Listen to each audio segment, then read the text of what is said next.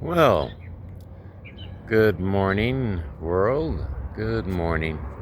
Mr. Q here, coming at you, taking a morning stroll, contemplating meditation and prayer.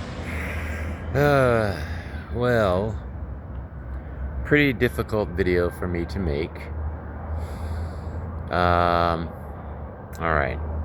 So, I was slated to have been making a debut with Richmond Shakespeare on this last Thursday for the opening of Cyrano de Bergerac, wherein I was to play the villain de Guiche. It was a role that had been casted in and, taking the time to learn the lines and all. And on May 15th, several days prior to the scheduled opening of the show, my life changed once again. So, as many of you know, I'm sure you know that I am an amputee and have been since 2018. Well, on May 15th, another situation developed. I have been diagnosed with a form of epilepsy that manifested itself most vividly on that day, on May 15th. Here's what happened. I work at another organization as well as being an actor. Last week, I'd shot a video with VCU's STEM department, learned lots of lines, had learned all my lines for Cyrano de Bergerac. And I was at my other job where apparently I had a seizure and went down. This was not the first. I didn't know that's what they were. My wife had been saying for a while that I was much more irritable, and that that's one of the things that she was saying, is that, oh man, you're kind of irritable these days. And I kind of felt it, but I didn't really notice it. I wasn't in it. I didn't understand it really. Well, it's been made clear to me now by my doctors that I have tonal lobe epilepsy. Tonal lobe epilepsy is, as far as I've been able to gather, because this is still all very new to me, all right? Literally, I was asked to step away from the production because a couple of days before the opening, I was having to recall lines on stage. Again, that was a manifestation of the seizures and epilepsy. I've learned so much about this stuff. I am now a part of the epileptic community and been learning a lot about my condition, what I might anticipate. Very challenging, guys. It's not great. It's not the end of the world, at least not for me. But it certainly is brought on by stress helps to induce it, but also you become more stressed more easily. Okay. So I now have an epilepsy doctor that will be specifically helping me to understand and navigate what has to happen now. They want me to take a drug called Keppra. There's also another name for it. It just escapes me at the moment. Another manifestation.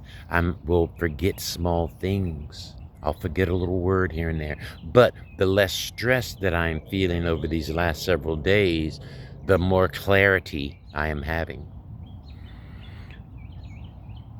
Okay, so much to say. The most important thing in my life is me raising my son. And so I'm committed to making sure that I stick around and am healthy enough to do that. And a lot of things are going to have to change. So, for example, I'm an actor. That's what I do. So I'm going to have to develop an understanding. I'm sure there are other actors out there that are epileptics as well. Introduce yourself to me. Because I intend to continue to do this. This is what I do, so I continue to do that. Committed to, raising my child and being a good father and doing that, and navigate my marriage, and what this means for my marriage and all, and what this means for my life. And so like, for example, I don't know if I'll be able to drive anymore until I have my epilepsy under control. My doctor didn't even want me to be alone. He doesn't want me to even be out walking right now.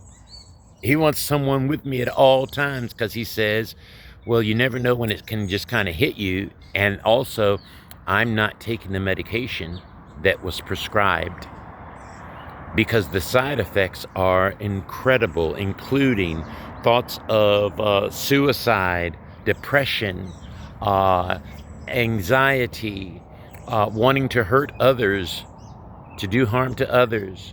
I don't feel comfortable with those. So we're going to explore, and I'm going to explore some alternatives. One of the main things is that I need to de-stress and calm down and not take things as seriously as I've been taking them. But I take the job of fatherhood very seriously. I take the role of being a husband and father very seriously. And, I just got to breathe more and relax more. Yes, we've gone through this has been a year of transition. This has been years of transition, actually, from my amputation, from moving to Thailand, moving from back to the States from Thailand, coming to take care of my mother, who is in the stages of dementia and Alzheimer's. So, admittedly, there's been a lot on me, and I have not been communicating enough and effectively in expressing myself. And I don't want to be a bad role model for my son or my wife. And so what steps are also being taken, guys? Okay, so I have to go to counseling. Why? To help me manage my emotions. To help me manage my emotions. So I'm committed to doing that. And just de-stress. Yeah. So in August, I'm slated to present at the Atlanta Black Film Festival. I am presenting a workshop on disability in Black theater, engaging disabled artists and audiences in Black theater. I'm going to be there because now this is another part of my story. Amen. It's another part of my story. I'm still here to tell it, thank God, because I lost days, guys. When I went down, okay, so I was at my other job, and on video, which I have not seen, but on video, it has been communicated to me that I just went down like a pound of bricks. One of the clients that I serve ran into me. I was going outside, probably to have a cigarette, actually. I was probably going outside to have a smoke or at least to get some fresh air. I don't remember, okay? When I woke up, I went down on Wednesday night, Thursday morning. I didn't wake up, folks, until Saturday morning in the hospital. They had me tied down to the bed. I was out of my mind. They said that I was violent, I was cursing, I was not wanting to stay, and believe it or not, my wife was called to the hospital. I was still out of my mind, but I am conscious enough to know that I was saying, oh, I didn't want to be here. I'm ready to go. Release me on my own recognizances, which they actually did, which is amazing. They should not have released me from the hospital. I should not have been released from the hospital. I'm not going to say they should not have released me because it was on my word that was so. However, being familiar with this condition, I would think that they would have said, and tell my wife and everyone else concerned, he should not leave here, and you guys should make sure that he does not leave here. At any rate, I was released. Why? Because my mind, I have to get back. I have a show opening in 2 days, or at that time, I have a show opening later on in the week. So I have to be back at rehearsals because the other actors are counting on me. That was what was on my mind.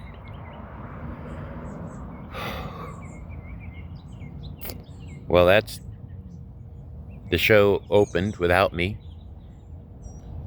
My apologies to the cast and crew of the Richmond Shakespeare Company.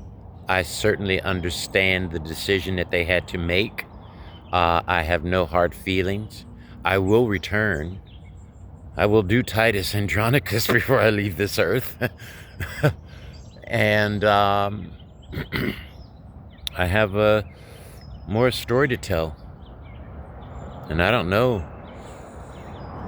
what's going to happen next, honestly. Other changes that I can anticipate, I will require a service dog, because a service dog will be able to perhaps smell when I'm going to have a seizure.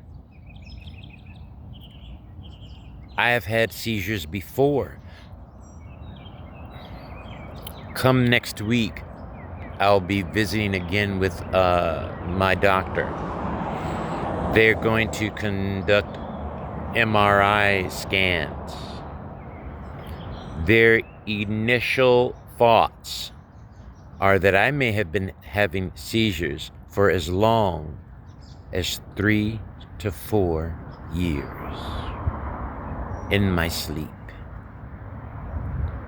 I'm very lucky to be alive. Yeah. I had been experiencing profuse night sweats called flushing. Another way of my body trying to release toxins and stress. This had been happening for years. This had been happening when I was in 29 Palms.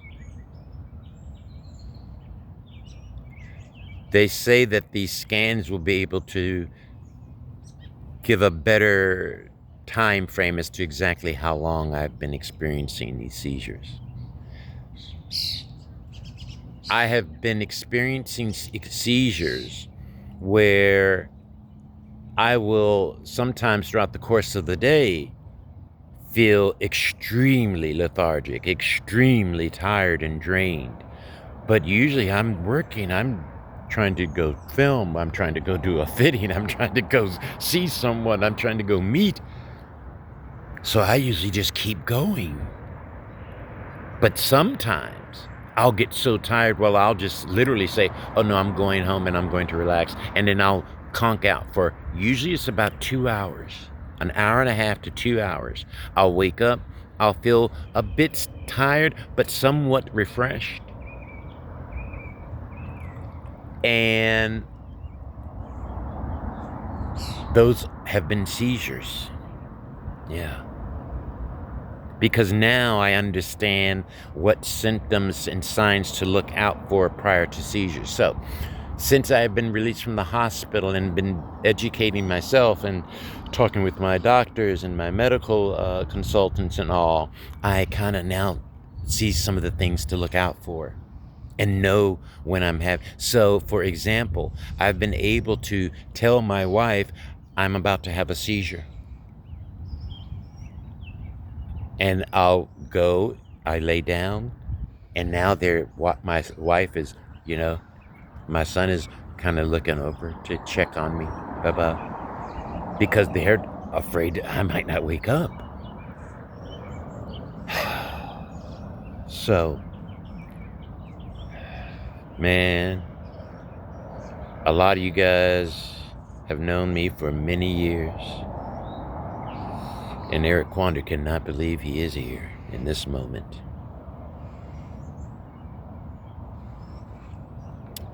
But I will continue on. And for those of you who have known me for all these years, if there's a way to shine, I will find the way. So what's next? Believe it or not, I'm in talks for a show. And I don't know anymore. I don't think that I can safely return to the stage in a performance for an extended amount of time. If it's a shoot, yeah, because I can learn, I think, the lines, go do my job and come, and that's, shoots a day, or, depending on the size of the roles. But I've been doing mostly videos and commercials, so, they've been not long shoots. So,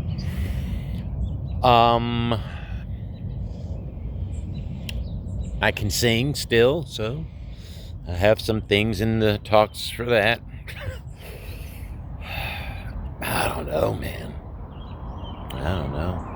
But I'm going to keep on. I'm a man of faith. I'll be at the Atlanta Black Film Theater Festival in August. So I'll definitely do that. And I've already talked with the Epilepsy Foundation of America. And we'll be doing some work with them. Yeah, definitely. Because I have to continue. And I don't know how else to. I'm a task-oriented type of guy. And I might have to change some of that. Or maybe just change what my tasks are. But I like having an agenda and a vision and a plan and a thought of how I'm going to get from point A to B. But I got to relax more.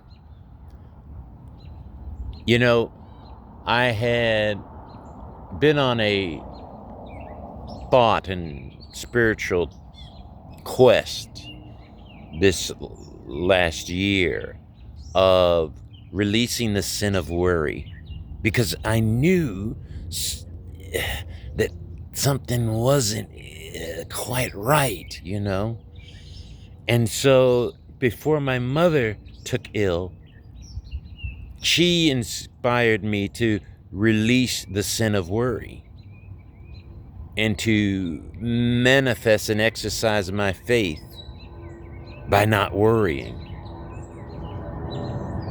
This is what happened to me because I was worrying. Yeah. I'm going to keep coming back and sharing. If you have tonal lobe epilepsy, reach out to me, DM me. Let's talk.